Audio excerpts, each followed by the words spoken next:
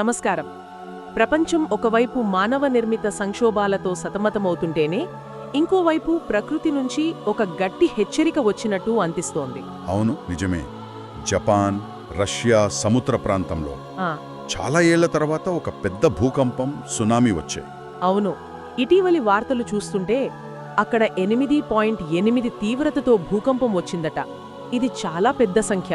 చాలా పెద్దది. అంటే 2011 ఫుకుషిమా విపత్తు తర్వాత ఈ ప్రాంతంలో ఇదే అతిపెద్ద భూకంపం అన్నమాట. అయితే ఈరోజు మనం ఈ భూకంపం, దానివల్ల వచ్చిన సునామీ, ప్రస్తుత పరిస్థితి, వీటి గురించి కొంచెం లోతుగా మాట్లాడుకుందాం. సరే, దీన్ని కొంచెం వివరంగా చూద్దాం. అసలు ఎక్కడ మొదలైంది ఇది? ఆ ఈ భూకంప కేంద్రం వచ్చి రష్యాకు చెందిన కంచట్కా ద్వీపకల్పం ఉంది కదా, దానికి దగ్గరలో కురిల్ దీవుల ప్రాంతంలో. కురిల్ దీవులు. ఆ దీవుల మీద రష్యాకి, జపాన్కి మధ్య వివాదం ఉంది కదా. అవును, అదే ప్రాంతం. అక్కడికి అంటే తీరానికి సుమారు 300 కిలోమీటర్ల దూరంలో సముద్రం లోపల భూకంపం వచ్చింది. ఓ, సముద్రం లోపల ఇంత పెద్ద భూకంపం వస్తే ఇంక సునామీ వస్తుంది అని ఊహించొచ్చు. ఖచ్చితంగా సునామీ రావడం దాదాపు ఖాయం. అలాగే వచ్చింది కూడా. దాని ప్రభావం వెంటనే కనిపించిందా? వార్తల్లో చూశాను, రష్యా, జపాన్ తీరాలపై అలలు విరుచుకుపడ్డాయని. అవును, తక్షణమే ప్రభావం ఉంది. ముఖ్యంగా ఆ కురిల్ దీవుల్లో. అక్కడ 3 నుంచి 4 మీటర్ల ఎత్తు వరకు అలలు ఎగిసిపడ్డాయట. 4 మీటర్లు అంటే చిన్న విషయం కాదు. మరి జపాన్ వైపు? జపాన్లోనే టొకాచి తీరంలో కూడా అక్కడ ఒక 1.3 అడుగుల అలలు నమోదయ్యాయి. అంటే మొత్తానికి తీర ప్రాంతాలకు వరద ముప్పైతే ఉంది. ఇలాంటి సమయంలో వెంటనే 2011 నాటి సంఘటన గుర్తుకొస్తోంది కదూ? అవును, అది మర్చిపోలేని విపత్తు. అప్పుడు 9.0 తీవ్రత భూకంపం. సునామీ వల్ల దాదాపు 20,000 మంది చనిపోయారు. ఆ ఫుకుషిమా అణుకేంద్రం ప్రమాదం. అవును, ఈసారి తీవ్రత కూడా దాదాపు అంతే ఉంది. 8.8 అంటున్నారు. కానీ అలల ఎత్తు విషయంలో కొంత తేడా ఉందంటారా? ప్రస్తుతానికైతే ఉంది.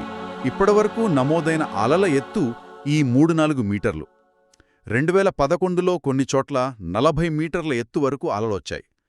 ఆ రాకాసి అలలతో పోలిస్తా ఇది చాలా తక్కువే. అదృష్టవశాత్తు.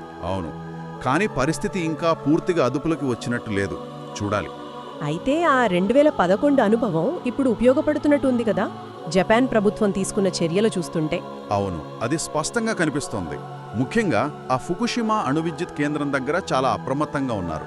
అవును, అక్కడి కార్మికులను వెంటనే సురక్షిత ప్రాంతాలకు తరలించారని వార్తలొచ్చాయి. అది చాలా ముఖ్యం.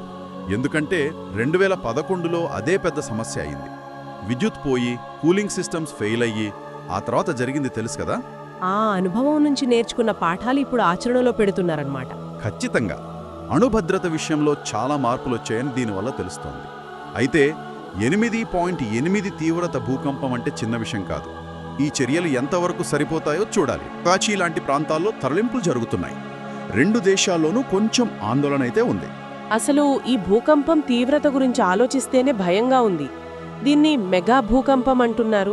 అవును, హిరోషిమా అణుబాంబు కన్నా అంటే దాదాపు 30,000 రెట్లు ఎక్కువ శక్తి అట. అమ్మో, కొన్ని వీడియోలు కూడా వచ్చాయి కదా, రష్యాలో భవనాలు ఊగడం, గోడలకు పగుళ్లు రావడం. అవును, ప్రజలు భయంతో బయటకు పరుగులు తీస్తున్న దృశ్యాలు కనిపించాయి. భవనాలు సెకండ్ల పాటు కంపించాయంటేనే అర్థం చేసుకోవచ్చు దాని తీవ్రత. ఈ ప్రభావం కేవలం ఈ 2 దేశాలకే పరిమితం కాలేదు అంటున్నారు. లేదు, వేల కిలోమీటర్ల దూరంలో ఉన్న అమెరికాకు చెందిన హవాయ్ దీవులకు కూడా సునామీ హెచ్చరికలిచ్చారు. అవునా? హవాయ్ వరకు వెళ్ళిందా? అక్కడ కూడా ప్రజలు సురక్షిత ప్రాంతాలకు వెళ్లే ప్రయత్నంలో రోడ్ల మీద ట్రాఫిక్ జామ్స్ అయ్యాయని వార్తలు. ఆశ్చర్యంగా ఉంది. ఇదే సమయంలో ప్రపంచంలో వేరే చోట్ల కూడా ప్రకృతి కదలికలు కనిపించాయా? అవును, అదే గమనించాల్సిన విషయం. దాదాపు ఇదే సమయంలో టిబెట్లో ఒక 4.3 తీవ్రతతో భూకంపం వచ్చింది. చైనాలోని షాంఘై నగరాన్ని ఒక తుఫాను తాకింది. అంటే ఒకేసారి పలుచోట్ల ప్రకృతి తన శక్తిని చూపిస్తోందన్నమాట. అలా అనిపిస్తోంది. భూమి నిరంతరం చలించే గ్రహం అని గుర్తు చేస్తోంది. సరే, మరి ప్రస్తుతానికి అంటే మనం మాట్లాడుకుంటున్న సమయానికి పరిస్థితి ఏంటి? ప్రాణ నష్టం గురించి ఏమైనా సమాచారం ఉందా? ఇప్పటివరకు అందిన సమాచారం ప్రకారం పెద్ద ఎత్తున ప్రాణ నష్టం జరిగినట్లు వార్తల్లేవు. అది కొంత ఊరట కలిగించే విషయం. అది చాలా ముఖ్యం. అవును, అయినా నిపుణులు మాత్రం పరిస్థితి ఇంకా పూర్తిగా అదుపులోకి రాలేదని, తీవ్రంగానా ఉందని హెచ్చరిస్తున్నారు. అంటే ఇంకా జాగ్రత్తగా ఉండాలంటారు. ఖచ్చితంగా. ప్రాణనష్టం లేకపోవటం సంతోషమే అయినా ఇంత పెద్ద భూకంపం తర్వాత ఎప్పుడైనా పరిస్థితులు మారొచ్చు. ఇక్కడ మనం గమనించాల్సిన ముఖ్యమైన విషయం ఏమంటారు? ఆ, ఒకటి 8.8 తీవ్రత భూకంపం ప్రభావం రష్యా, జపాన్ నుంచి అమెరికా దాకా వెళ్లటం. దాని శక్తికది నిదర్శనం. అవును. రెండోది 2011 ఫుకుషిమా తర్వాత జపాన్ నేర్చుకున్న పాఠాలు. ముఖ్యంగా అణుభద్రతా విషయంలో వాళ్ళు తీసుకున్న జాగ్రత్తలు ఎంత కీలకమో ఇప్పుడు అర్థమవుతోంది. అంటే గతం నుంచి నేర్చుకున్న పాఠాలు ప్రస్తుతానికి కొంతవరకు రక్షించాయనే చెప్పవచ్చా? కొంతవరకు చెప్పొచ్చు. కానీ ఇది ఇంకో ప్రశ్న లేవనెత్తుతుంది. ఏమిటది? ప్రకృతి శక్తి ముందు మన సంసిద్ధత ఎంత? మన మనుషులు సృష్టించుకున్న యుద్ధాలను ఆపగలమేమో, కానీ ఇలాంటి ప్రకృతి విపత్తులను పూర్తిగా ఆపగలమా? అది నిజమే. మనం ఎంత సిద్ధంగా ఉన్నా ప్రకృతి ప్రకోపం ముందు. అవును, ప్రస్తుతానికి ప్రాణనష్టం తక్కువగానే ఉంది. కానీ ఇంత పెద్ద భూకంపం పూర్తి ప్రభావం ఏంటి, దాని దీర్ఘకాలిక పర్యవసనాలు ఎలా ఉంటాయి, ఇదంతా ఇంకా తెలియదు. మనం మానవ సంక్షోభాల మీద దృష్టి పెట్టినప్పుడు ప్రకృతి ఇలా తన శక్తిని గుర్తుచేస్తూనే ఉంటోందనిపిస్తోంది. రుతూనే ఉంటుంది. చూడాలి ముందు ముందు ఎలా ఉంటుందో.